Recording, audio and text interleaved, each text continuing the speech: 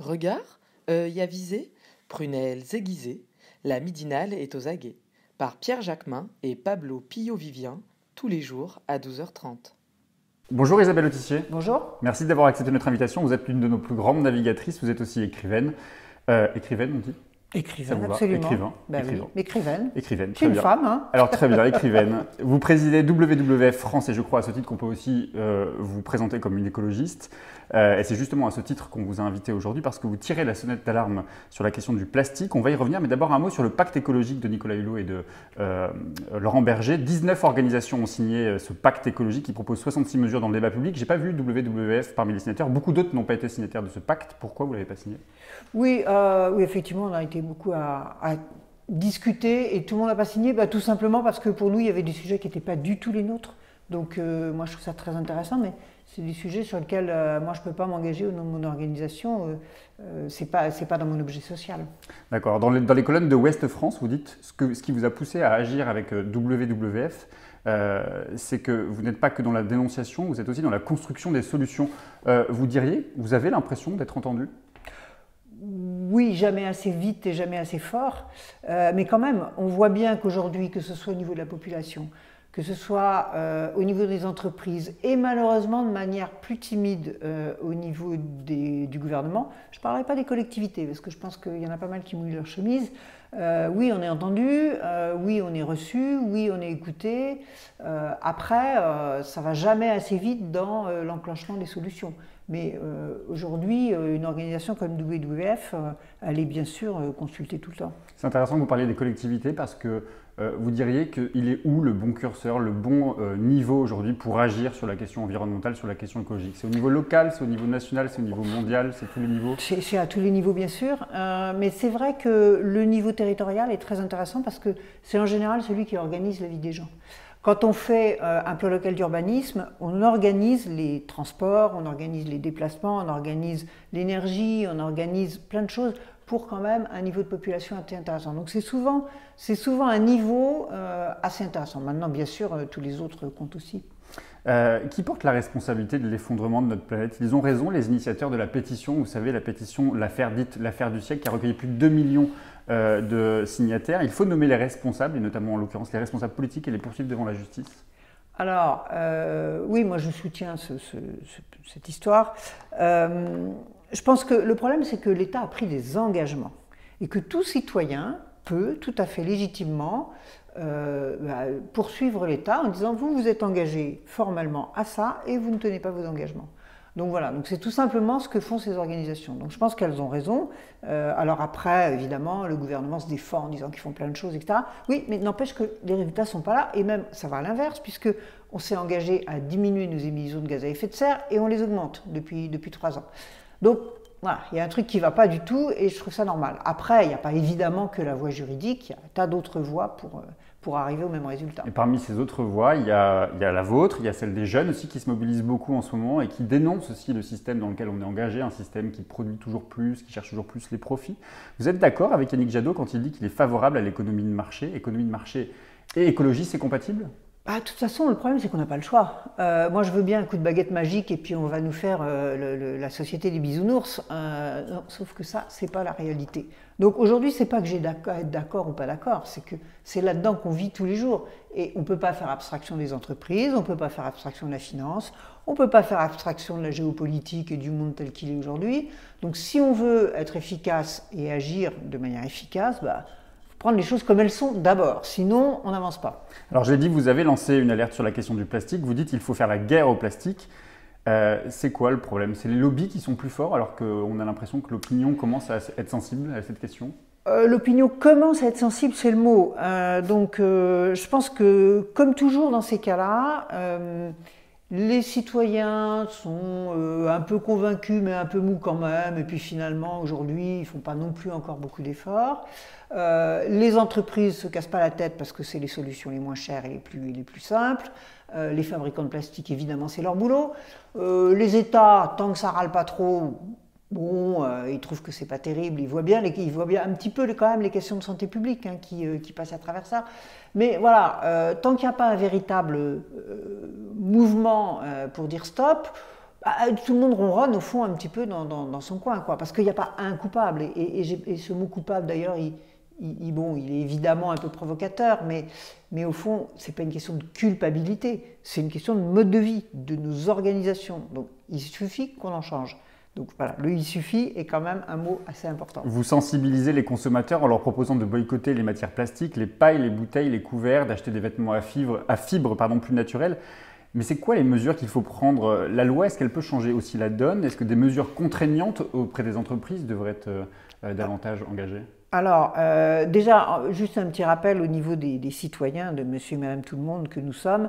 C'est vrai c'est pour ça qu'on a lancé notre appli WAG, We Act for Good, donc WAG, hein, pour faire un peu de pub, parce qu'on veut être promoteur de solutions aussi pour les gens dans le quotidien. Parce que si on n'aide pas les gens à trouver les solutions simples, moins chères, et que tout le monde peut adopter, on ne fait pas avancer les choses. Après, évidemment, il faut que l'État s'en mêle plus qu'il ne le fait. Alors, on a eu un très bon signal au niveau de l'Union européenne, donc on espère que ça va être transcrit dans la loi française le plus rapidement possible. Après, on espère beaucoup sur la loi sur l'économie circulaire du mois de juin, pour qu'il y ait des choses inscrites dans la loi sur la question des plastiques, sur leur recyclabilité, sur leur réusage. Hein, on n'est pas obligé de les détruire à chaque fois. Enfin bon, voilà, là forcément, sur les interdictions de certaines choses, donc là, l'État, il a une place centrale. Et puis les entreprises, vous savez, les entreprises, elles bougent souvent quand on les pousse gentiment à bouger. Or là, elles se rendent compte que, par exemple, pour leur image de marque, aujourd'hui, c'est pas très bon. Qu'il y a de plus en plus de gens qui râlent. Donc ça les entraîne à bouger. Nous, on a signé il y a 15 jours aussi, sous l'égide de l'État et avec un certain nombre de grandes entreprises, un pacte sur uniquement les emballages. Mais les emballages, c'est déjà la moitié du plastique qu'on utilise, hein, c'est pas rien. Pour faire en sorte que ces entreprises prennent des engagements chiffrés avec des dates en disant là on en sera là, là on en sera là, là on en sera là. Et nous, notre boulot d'association environnementale, WWF, ça va être de vérifier avec eux tous les 6 mois où ils en sont. Parce que c'est pas une journée avant la fin qu'on se retourne et qu'on dit finalement ça ne le fera pas parce que voilà. Donc il faut qu'il y ait un chemin. Il y aura une évaluation par WWF et une communication sur. Voilà, il y aura une évaluation tous les 6 mois. On va interroger entreprise par entreprise, produit par produit, parce qu'elles n'utilisent pas les mêmes choses. Puis on va leur dire voilà, vous avez pris tel engagement, vous en êtes tout. Vous en êtes à 10%, vous en êtes à 50%, vous avez un problème, on peut en parler. Voilà. Mais il faut vraiment qu'il y ait un chemin qui soit suivi. Alors le plastique, c'est aussi la dégradation et la pollution des mers. Dans les années 80, vos travaux avec les pêcheurs vous ont conduit à dénoncer l'écroulement de la pêche. Est-ce que les choses ont évolué? Alors, un tout petit peu au niveau de l'Union européenne. Après beaucoup de bagarres, il y a quand même un certain nombre de stocks européens qui se portent mieux, donc ça c'est une bonne nouvelle. Pas tous, il y a encore, parce que c'est très divers, hein, bien sûr, le poisson, il y a plein d'espèces différentes, il y a plein de populations différentes.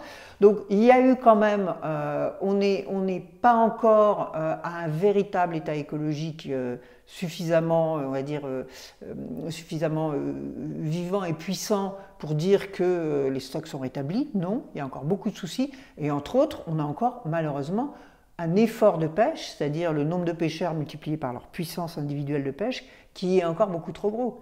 Donc quand on a une capacité de pêcher 2 à 3 fois ce que la nature met à notre disposition, on voit bien qu'il y a un problème. Soit écologique, soit économique, soit les deux, ce qui est le cas. Donc il y a encore beaucoup de choses à faire. Et c'est vrai qu'après le réchauffement climatique et la question des plastiques et des pollutions en général ne favorisent pas ces questions-là. Parce qu'au fond, les animaux se retrouvent assaillis, attaqués par différentes choses. Et au final, c'est ça qui crée l'écroulement et l'effondrement d'une population. C'est qu'à la fois les eaux sont plus chaudes, donc il n'y a plus la nourriture qui convient, à la fois il y a des polluants, donc par exemple les fonctions reproductrices ou nutritives vont être affectées, à la fois il y a une surpêche, à la fin les pauvres bestioles, elles font ce qu'elles peuvent, hein, la nature est sympa, mais enfin pas à ce point-là. Comment vous qualifieriez justement l'état de nos océans, de nos mers? C'est la catastrophe, c'est trop tard, il y a encore de l'espoir? Alors l'état est globalement mauvais. Aujourd'hui vous pouvez aller au fin fond de l'Antarctique, au fin fond de l'Arctique, à plus de 10 000 mètres de fond, où vous voulez, vous allez trouver du plastique.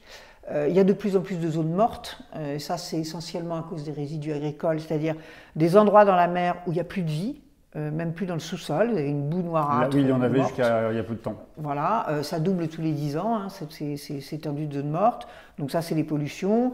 Vous avez par exemple une féminisation de la nature, c'est-à-dire que sous l'effet des hormones produites à la fois par l'agriculture chimique et à la fois par nos rejets à nous humains, quand nos excréments finissent quand même dans la mer et c'est pas trié, c'est pas séparé, forcément des déséquilibres de population. Donc tout ça est extrêmement inquiétant et on le voit dans beaucoup d'endroits. Il y a dans beaucoup d'endroits des effondrements de population. Donc l'océan n'est pas en bonne santé, c'est sûr. 90% des oiseaux marins ont du plastique dans leur organisme. J'ai une dernière question, Isabelle Autissier. Jean-Luc Mélenchon est sans doute une des rares personnalités politiques à mener campagne pour le développement d'une économie de la mer. Il a raison ou est-ce qu'il y a un impensé politique sur la question de la mer ? Alors, il a raison. La mer peut nous offrir encore beaucoup de choses, à commencer par l'énergie. Hein. L'énergie des vagues, l'énergie du vent, je peux vous dire qu'il y en a. Bon, alors après, voilà. Mais il y a aussi tout un tas d'autres choses. Il y a peut-être aujourd'hui dans les océans des molécules issues de certains organismes marins qui vont peut-être nous sauver la vie dans pas si longtemps que ça. Voilà, il y a tout un tas de choses. Maintenant, il faut faire extrêmement attention quand on parle de cette économie bleue, que cette économie bleue, encore une fois, soit respectueuse du milieu dans lequel on va chercher les choses. Parce que si on va faire des forages profonds et qu'on détruit la biodiversité profonde, où il y a par exemple ces petits vers qui vont nous sauver la vie un jour, là, on n'est pas très malin, quoi. Donc oui, l'océan peut nous apporter beaucoup. Maintenant, il faut bien réfléchir à ce qu'on y fait. Merci beaucoup Isabelle Autissier. Merci.